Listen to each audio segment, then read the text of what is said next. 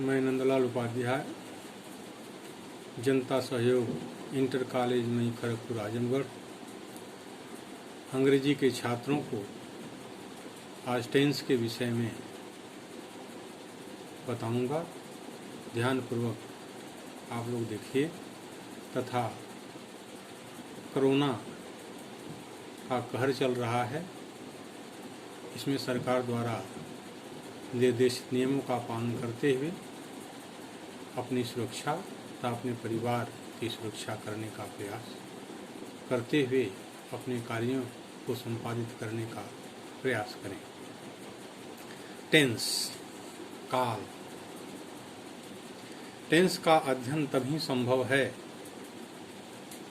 जबकि एक वाक्य के विभिन्न भागों व उनके आदर्श प्रारूप का ज्ञान हमारे पास हो।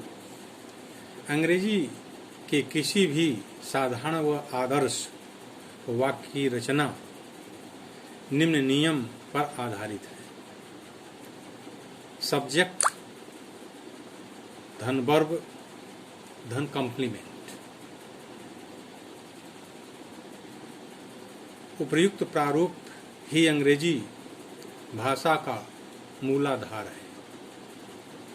इसी प्रारूप अर्थात नियम में विभिन्न परिवर्तन करके विभिन्न रचनाओं का निर्माण होता है। उपयुक्त नियम की विभिन्न इकाइयों अवयवों का ज्ञान होना अति आवश्यक है। सब्जेक्ट कर्ता। A subject is the agency of conducting an action or performer of an action। किसी कार्य या गतिविधि को करने वाला कर्ता कहलाता है। सामान्यतः नाउन संज्ञा या प्रोनाउन सर्वनाम किसी क्रिया के कर्ता होते हैं। वचन की दृष्टि से कर्ता सिंगुलर या प्लूरल हो सकता है। किसी भी वाक्य में क्रिया कौन या किसने का प्रश्न करने पर उत्तर जो प्राप्त होता है वही उस वाक्य की क्रिया का कर्ता होता है। क्रिया में कौन या किसने का प्रश्न करने से जो उत्तर प्राप्त होता है वही कर्ता होता है। क्योंकि हिंदी से अंग्रेजी में अनुवाद करते समय सबसे पहले कर्ता ही ढूंढा जाता है, कर्ता को ही सर्वप्रथम रखा जाता है। तो कर्ता हम कैसे प्राप्त करेंगे? क्रिया में कौन या किसने का प्रश्न करने से जो उत्तर मिलेगा वही कर्ता होता है। इसके बाद क्रिया। Those words which are symbolic of some action or movement are called verbs। किसी कार्य या गतिविधि के परिचायक शब्द क्रिया कहलाते हैं। Kinds of verb. क्रिया के प्रकार। Basis of utility. उपयोगिता का आधार क्या है? क्रिया को उपयोगिता के आधार पर दो वर्गों में बांटा जा सकता है। पहला है मेन वर्ब मुख्य क्रिया। Those actions words which have both the individual meaning and identity are called main verbs। main verbs वे क्रियाबोधक शब्द जिसके अपने व्यक्तिगत अर्थ व अस्तित्व हों मुख्य क्रिया कहलाते हैं। उदाहरण के लिए मोहन क्लाइम्ब ए ट्री।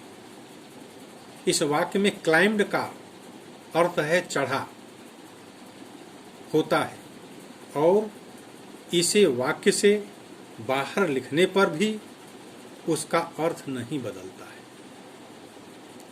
दूसरा है हेल्पिंग वर्ब, ऑक्सिलियरी, सहायक क्रिया। Those words which in association with the main verbs provide a definite meaning and identification to the sentence are called helping verb। वे शब्द जो मुख्य क्रियाओं के साथ मिलकर वाक्य को एक निश्चित अर्थ वह पहचान प्रदान करते हैं, सहायक क्रिया कहलाते हैं। उदाहरण के लिए, Monica is reading a book. Monica is reading a book. इस वाक्य में इज सहायक क्रिया है, क्योंकि इसके कारण ही वाक्य के अंत में रही है जुड़ रहा है तथा यह बोध होता है कि यह वाक्य प्रेजेंट कंटीन्यूअस टेंस का है। बेसिस ऑफ ऑब्जेक्ट, कर्म का आधार। कर्म के आधार पर मुख्य क्रियाओं को दो वर्गों में बांटा जा सकता है। पहला है बेसिस ऑफ ऑब्जेक्ट, कर्म के आधार पर। कर्म के आधार पर ट्रांजिटिव वर्ब, सकर्मक क्रिया।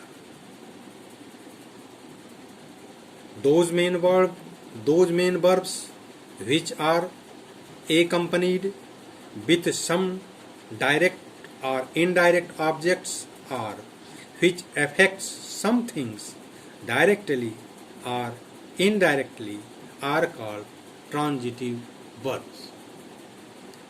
वे मुख्य क्रियाएं जिनके साथ कोई प्रत्यक्ष या अप्रत्यक्ष कर्म जुड़ा हो या जिनका किसी पर कोई प्रत्यक्ष या अप्रत्यक्ष प्रभाव पड़ता है, सकर्मक क्रिया कहलाती है।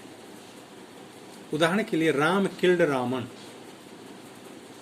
उपरोक्त वाक्य में किल्ड वर्ब है जो कि ट्रांजिटिव है, क्योंकि उसके साथ कर्म रावण है जुड़ा हुआ है।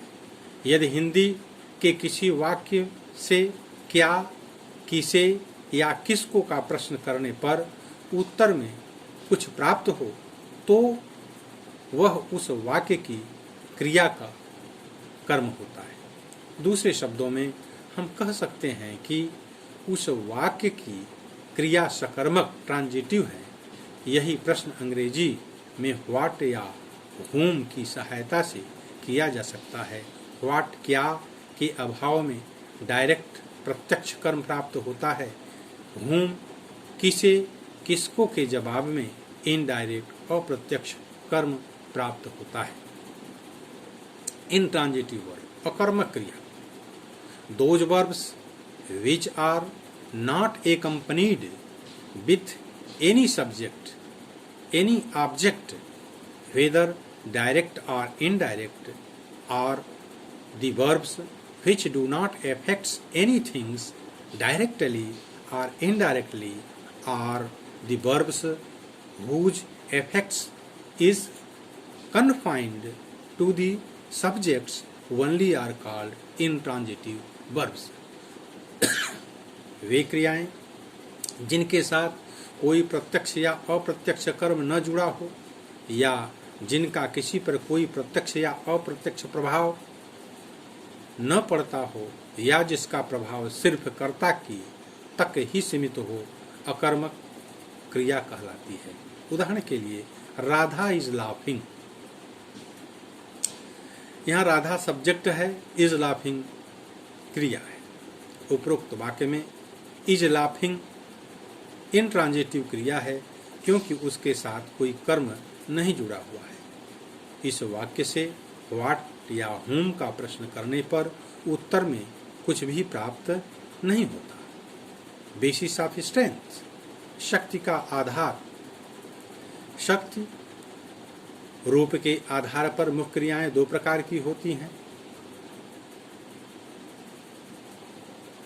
स्ट्रांग वर्ब्स, सबल क्रियाएं, वे क्रियाएं जिनके तीनों रूप वर्तनी स्पेलिंग की दृष्टि से एक दूसरे से एकदम भिन्न होते हैं, सबल क्रियाएं कहलाती हैं। उदाहरण के लिए, जैसे go went gone, go first form,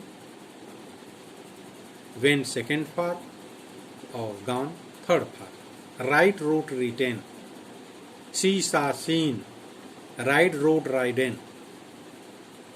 week verbs, सबल क्रियाएं, अबल क्रियाएं।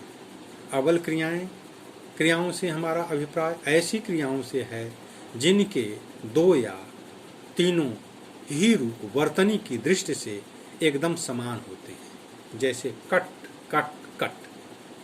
फर्स्ट सेकेंड थर्ड तीनों फॉर्म में एक ही होता है। Shut shut shut, cast cast cast, read read read, wish wish wished. Verb के मुख्यतः तीन रूप होते हैं। प्रेजेंट फॉर्म या बेस फॉर्म, इसे फर्स्ट फॉर्म भी कहा जाता है। पास्ट फॉर्म, इसे सेकेंड फॉर्म भी कहते हैं। पास्ट पार्टिसिपल या थर्ड फॉर्म के नाम से भी जाना जाता है। इसके अतिरिक्त प्रेजेंट पार्टिसिपल तथा इंट्रांजिटिव भी वर्ब के दो अन्य रूप हैं। कुछ महत्वपूर्ण क्रियाओं के रूप में ट्रांसलेशन के अध्याय में दिए हुए हैं। इन रूपों को याद करना परम आवश्यक है, क्योंकि ट्रांसलेशन करते समय इन चीज़ों की आवश्यकता पड़ती है। अंग्रेजी में दो प्रकार के